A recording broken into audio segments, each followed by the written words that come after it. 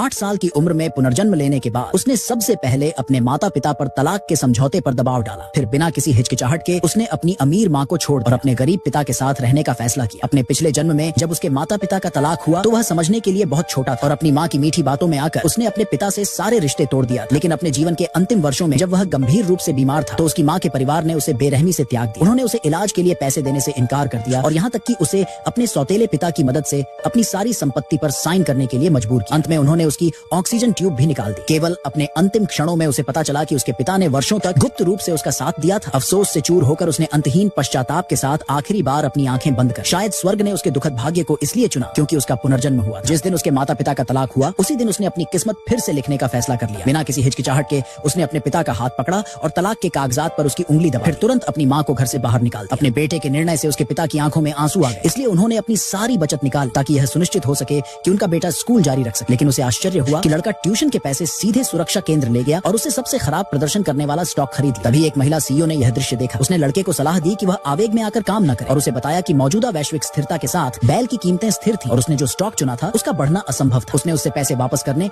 और स्कूल वापस जाने का आग्रह किया। लेकिन लड़के ने कुछ चौंकाने वाली बात कही। उसने दावा किया कि वैश्विक स्थिति नाटकीय रूप से बदलने वाली है, सोने की कीमतें आसमान छूने वाली है और उसने जो शेयर खरीदे हैं वे जल्द ही अपनी सीमा को छू ले। यह सुनकर सीईओ हंसने से खुद को नहीं रोक पाया। उसे लगा कि यह सिर्फ बचकानी बकवास है, लेकिन